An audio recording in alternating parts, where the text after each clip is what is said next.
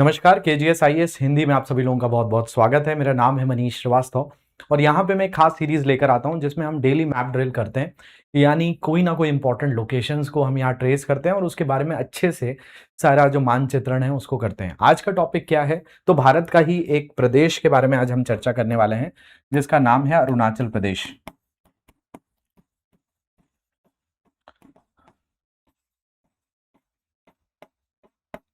तो ये अरुणाचल प्रदेश क्यों चर्चा में है और आज हम अरुणाचल प्रदेश के बारे में क्यों बात कर रहे हैं, आज ये हमारा विषय है।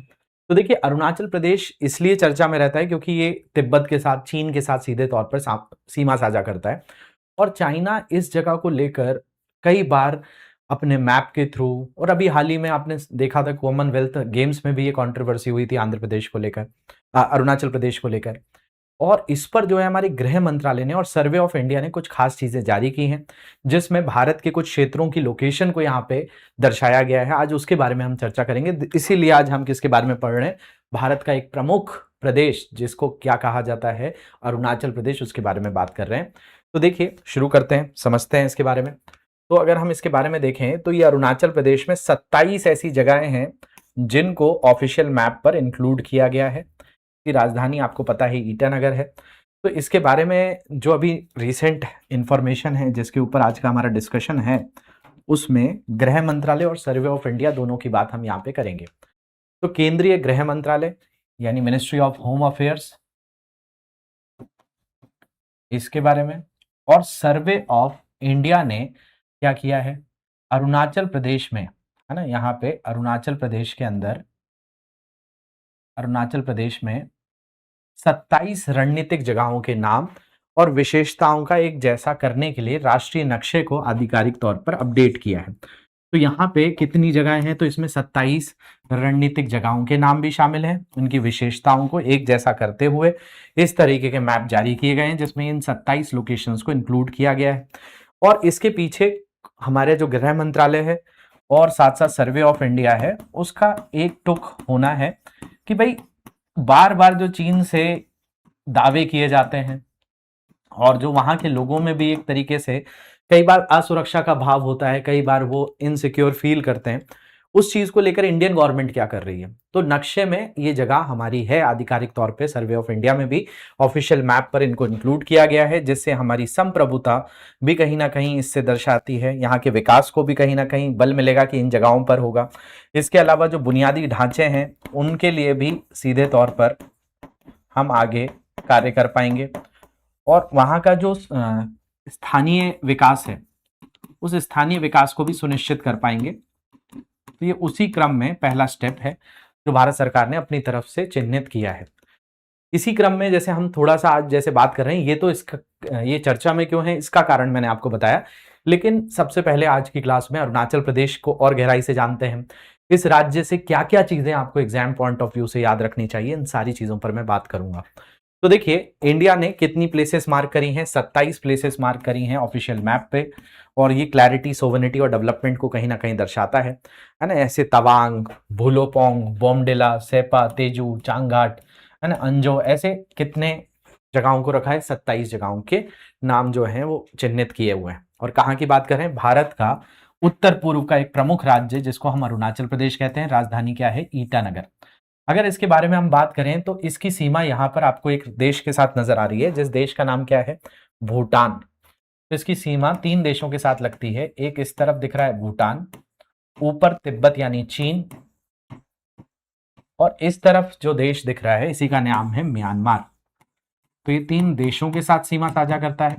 इसके अलावा इसकी सीमा भारत के 2 राज्यों के साथ भी लगती है। इस तरफ जो आपको दिख रहा है इस राज्य का नाम है असम, और असम के बगल में ही है नागालैंड। ठीक है, तो ये किसके साथ सीधा तौर पर सीमा साझा करता है? तो असम और नागालैंड। तो यहाँ पे ये जो राज्य आपको दिख रहा है इसी को क्या कहा जाता है? ये नॉर्थ ईस्ट का ऐसा राज्य जो लगभग 7 राज्यों को छूता है ना। ये पूरा का पूरा क्या है? आपका असम है। और असम के ही नीचे कौन सा प्रदेश है? तो यहाँ पर नागालैंड है। और इसी नागालैंड के नीचे कौन सा प्रदेश पड़ता है? तो इसी को आप मणिपुर कहते हैं। और मणिपुर के नीचे ये जो नजर आ रहा है इसी को आप कहते हैं मिजोरम। और इस तरफ जो नजर आ रहा है ये है त्रिपुरा।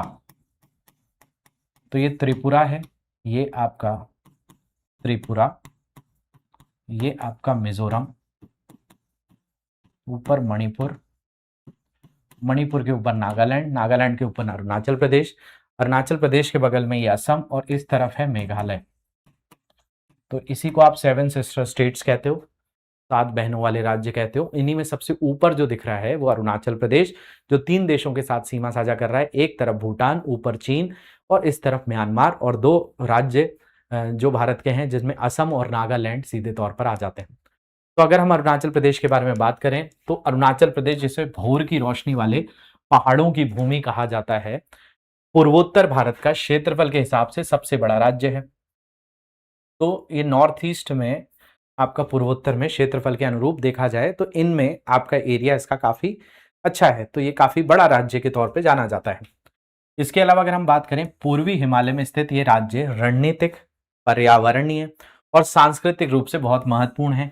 यहाँ पे बहुत ही महत्वपूर्ण, जैसे तवांग करके जो क्षेत्र है वहां पर बौद्ध मठ की बात करें तो सांस्कृतिक तौर पर बड़ा महत्वपूर्ण हो जाता है।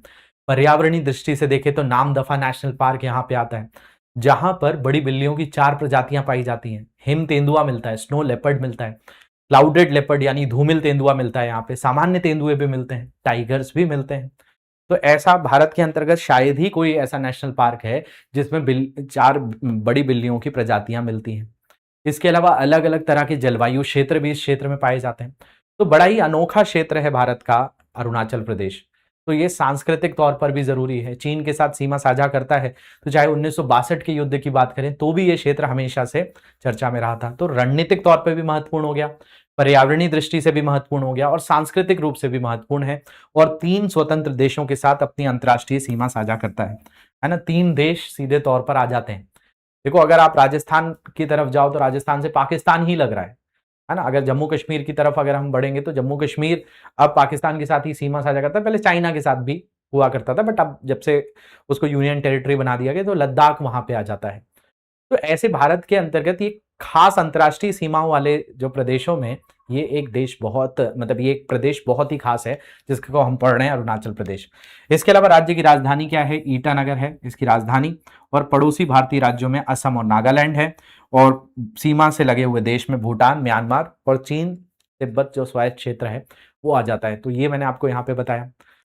इसके अलावा आगे बढ़ने से पहले आप लोगों को पता है कि जैसे आप लोग मेरे साथ यहाँ पर मैप कवर करते हैं, उसी क्रम में अगर आप न्यूज़पेपर सीखना चाहते हैं मेरे साथ, तो सुबह 7:15 बजे KGSIS हिंदी के चैनल पर रुकिए और आपको न्यूज़पेपर के बारे में गहराई से मैं उसी तरीके से समझाता हूँ जैसे मैं यहाँ मैप पे समझाता हूँ। तो ये 2 सीरीज आप जो है इस चैनल पर आसानी से देख सकते हैं।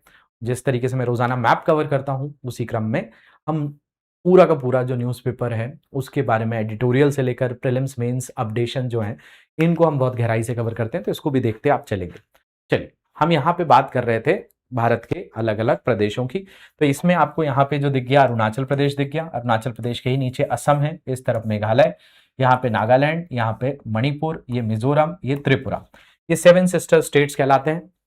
इसी अरुणाचल प्रदेश की राजधानी है ईटानगर, असम की राजधानी है दिसपुर, मेघालय की राजधानी है शिलोंग, नागालैंड की कोहिमा, इम्फाल की, ये मणिपुर की इम्फाल, मिजोरम की आइजोल और त्रिपुरा की अगरतला। और यहाँ पे जो देश नजर आ रहा है ये बांग्लादेश है, और बांग्लादेश के इस तरफ म्यांमार है, ऊपर चीन है, इधर भूटान है, यहाँ सिक्किम है, ये जो दिख रहा है पश्चिम बंगाल, झारखंड, बिहार और इधर नेपाल आ जाता है। लेकिन अरुणाचल प्रदेश के लिए तो हमने यही देखा कि भूटान, ऊपर चीन और इस तरफ म्यांमार, ये कहीं ना कहीं अंतर्राष्ट्रीय क्षेत्र आ जाते हैं, और प्रदेशों में असम और नागालैंड सीधे तौर पर आपको अच्छे से नजर आ रहा होगा। इसके अलावा अगर हम इसके इतिहास पर थोड़ा सा चर्चा करें कि भाई अरुणाचल प्रदेश के बारे में हम क्या जानते हैं, कहाँ से ये प्रदेश जो है चर्चा में आया है, क्या क्या इससे महत्वपूर्ण जानकारियां हमें पता होनी चाहिए, इसका संवैधानिक विकास कब हुआ, ये कब राज्य का दर्जा इसको कब मिला, इन सारी पहलुओं के बारे में चर्चा करते हैं। क्योंकि पहले यहाँ पर क्या था, असम ही एक राज्य हुआ करता था, ये निकलकर इन राज्यों का गठन हुआ है। तो औपनिवेशिक काल की बात करें, जब ब्रिटेन का यहाँ पर शासन था तो मैकमोहन रेखा यहाँ पे खींची गई थी। तो ब्रिटिश भारत और तिब्बत के बीच सीमा का निर्धारण 1914 के शिमला सम्मेलन में सर हेनरी मैकमोहन द्वारा किया गया था, जिसे मैकमोहन रेखा बनी, है ना। इसी के द्वारा कौन सी रेखा बनी, तो मैकमोहन रेखा कब बनी है, 1914 में बनी है। किस सम्मेलन में बनी है, तो शिमला सम्मेलन में इसका गठन किया गया है ना। और किसके द्वारा किया गया था, सर हेनरी मैकमोहन के द्वारा किया गया था, जिसको मैकमोहन रेखा कहते हैं, आज भी कहते हैं। इसके अलावा आजादी के बाद क्या हुआ, 1972 तक इसे विदेश मंत्रालय के तहत नॉर्थ ईस्ट फ्रंटियर एजेंसी यानी नेफा के तौर पर प्रशासित किया गया। तो अरुणाचल प्रदेश को कई जगहों पर आज भी नेफा शब्द इस्तेमाल किया जाता है, तो नेफा ही अरुणाचल प्रदेश है। पहले क्या कहा जाता था, नॉर्थ ईस्ट फ्रंटियर एजेंसी, नेफा। और इसके बाद जब चीन का युद्ध हुआ था तब भी ये नेफा ही था। 1972 तक इसे विदेश मंत्रालय के तहत नेफा के तौर पर प्रशासित किया जाता था। इसके बाद ये केंद्र शासित प्रदेश बना। इसके बाद इसको क्या बनाया गया, यूनियन टेरिटरी बनाया गया, और फाइनली बाद में इसको स्टेट का दर्जा दिया गया। तो बताया जाता है पूर्ण राज्य का दर्जा कब मिला, तो 20 फरवरी 1987 को मिला। 1987 को राजीव गांधी जब भारत के प्रधानमंत्री थे तब इसको पूर्ण राज्य का दर्जा दिया गया था, और यह भारतीय संघ का 24वां राज्य बना था। तो भारतीय संघ में 24वें राज्य के तौर पर किसको शामिल किया गया था, अरुणाचल प्रदेश को शामिल किया गया था। 20 फरवरी 1987 की घटना इतिहास के पन्नों में दर्ज है। अगर हम इसकी भौगोलिक स्थिति की बात करें तो विशाल क्षेत्र और भू आकृति है।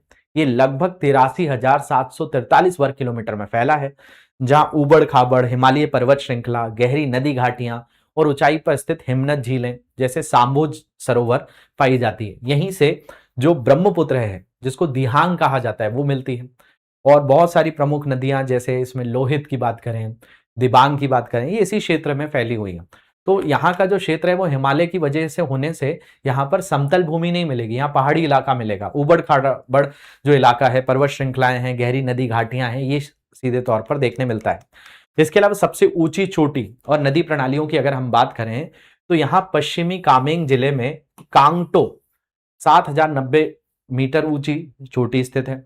मुख्य नदियों में सियांग, ब्रह्मपुत्र की जो मुख्य धारा है, कामेंग, सुबनसिरी, दिबांग और लोहित सीधे तौर पे होती है। इसी सियांग को दिहांग भी कहा जाता है। तो सियांग और दिहांग ये दो नाम मिलते हैं जो ब्रह्मपुत्र की धारा है, फिर कामेंग, सुबनसिरी, दिबांग और लोहित नदियां शामिल हो जाती हैं।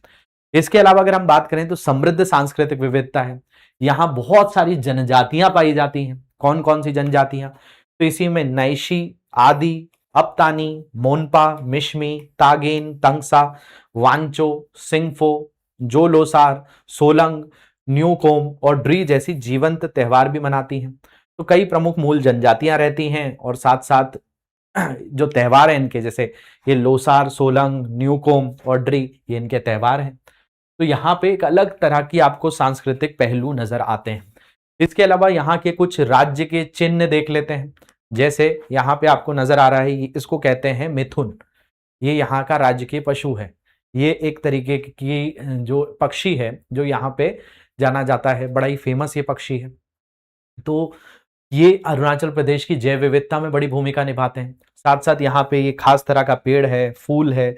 यहाँ पे तमांग जो मठ वगैरह हैं ये बड़े फेमस हैं। तो यहाँ पे आपको जो नजर आ रहे हैं, इन्हीं को अगर आप देखेंगे तो इसी में ये ग्रेट पाइड हॉर्नबिल है। ये जो आपको यहाँ पे नजर आ रही है, इसी को क्या कहा जाता है, ग्रेट पाइड हॉर्नबिल। और ये जो भैंसा दिख रहा है, इसी को मिथुन कहा जाता है, जो यहाँ का राजकीय पशु है। ये राजकीय पेड़ है, राजकीय फूल है, और तमांग घाटी यहाँ की सांस्कृतिक धरोहर हैं। तो अगर हम राजकीय पक्षी की बात करें तो ग्रेट पाइड हॉर्नबिल मिलती है। इसके अलावा राज्य पशु में मिथुन, जिसको बोस फ्रंटिलिस या गायल कहा जाता है। इसके अलावा पेड़ों की बात करें तो यहाँ पे होलोंग, जो आपको यहाँ पे नजर आ रहे हैं, इन्हीं को होलोंग नाम के पेड़, बड़े बड़े लंबे लंबे पेड़ होते हैं, होलोंग। इसके अलावा अगर हम बात करें तो यहाँ पे पुष्पों की बात करें तो फॉक्सटेल ऑर्किड है ना, जिसको राइन कोस्टालाइस रेटूसा कहा जाता है। तो ये जो ऑर्किड है ये खास तरीके से कहाँ पाया जाता है, अरुणाचल प्रदेश में पाया जाता है। तो होलोंग के पेड़, ऑर्किड का प्रकार, ठीक है, साथ साथ हॉर्नबिल, मिथुन, है ना, ये सब यहाँ पे पाई जाने वाली राजकीय जो है धरोहर हैं, प्रतीक हैं। तो इसमें राजकीय पक्षी याद रखो, ग्रेट पाइड हॉर्नबिल है। राजकीय पशु मिथुन या गायल है। राजकीय वृक्ष होलोंग है। इसके अलावा राजकीय पुष्प जो है फॉक्सटेल ऑर्किड है। इसके अलावा प्रमुख पर्यटक और ऐतिहासिक स्थल में तवांग मठ जो देख रहे थे अभी, नामदफा राष्ट्रीय उद्यान है, भीष्मक नगर है, और फिर मालिनी नाथ, परशुराम कुंड, जसवंतगढ़ युद्ध स्मारक, ये प्रमुख प्रमुख स्थान यहाँ पर अरुणाचल प्रदेश में पाए जाते हैं। इसके अलावा हाल ही में जो नामकरण हुए हैं वो भी बड़े महत्वपूर्ण हैं आप लोगों के लिए। तो पहचान की गई जगहों का विवरण 27 जगहों में से 21 इलाके गांव, जिनमें लोंगजू, माजा, बीसा, जसवंतगढ़ और जयरामपुर शामिल हैं। 4 पहाड़ी दर्रे हैं, थागला, जोला, रीजाला और पुकरला। इसको सर्वे ऑफ इंडिया में शामिल कर दिया गया इन खास जगहों को। और ज्यादा ऊंचाई पर स्थित एक झील जो सांबो सरोवर और एक युद्ध स्मारक शेरे थापा मेमोरियल भी शामिल किया गया है। तो इन जगहों को अलग से विवरित किया गया है सर्वे ऑफ इंडिया में, और मिनिस्ट्री ऑफ होम अफेयर्स की वेबसाइट ने भी इसके बारे में बताया है। इसके अलावा मानचित्रण के जरिए आक्रामकता का जवाब है। ये पहल चीन की उन समय समय पर की जाने वाली एक तरफा कोशिशों का सीधा और मजबूत जवाब है, जिसमें वो नेफा यानी अरुणाचल प्रदेश की जगहों के लिए मनगढ़ंत चिड़ी नाम रखने की कोशिश करता रहता है कि ये चाइना का नेम है, कई बार पासपोर्ट कैंसिल कर देता है। तो इंडिया ने सर्वे ऑफ इंडिया के थ्रू बताया ये हमारा ऑफिशियल प्लेस है, ये हमारे ऑफिशियल लोकेशंस हैं और इनको हम इस तरीके से विस्तार करेंगे। तो ये अपडेट आया था, इसके बारे में मैंने आपको बताया। एक प्रश्न है आप लोगों के लिए, इसको आप बताएंगे कि अरुणाचल प्रदेश के संदर्भ में निम्नलिखित पर विचार कीजिए। अरुणाचल प्रदेश भारत के पूर्वोत्तर क्षेत्र का क्षेत्रफल की दृष्टि से सबसे बड़ा राज्य है। इसकी अंतर्राष्ट्रीय सीमा भूटान, म्यांमार, चीन से लगती है। सियांग नदी ब्रह्मपुत्र की एक प्रमुख उद्गम ऊपरी धारा है और अरुणाचल प्रदेश को 20 फरवरी 1987 को पूर्ण राज्य का दर्जा प्राप्त हुआ था। उपरोक्त में से कितने कथन सही हैं? केवल 1, केवल 2, केवल 3 या सभी 4? इसका आंसर आप लोग मुझे कमेंट सेक्शन में जरूर देंगे। बाकी आप अगर हमारे फाउंडेशन बैच के साथ जुड़ना चाहते हैं तो उसकी क्लासेस 17 अगस्त से करोल बाग वाली ब्रांच पे इंग्लिश मीडियम के लिए स्टार्ट हो रही है, इसका आप हिस्सा बन सकते हैं। होप आपको आज के सेशन से कुछ नया जानने मिला होगा, सीखने मिला होगा। मिलूंगा मैं आपसे अगले सत्र में, तब तक के लिए ध्यान रखिए। Thank you very much for watching this. Have a great day to everyone. Thank you so much.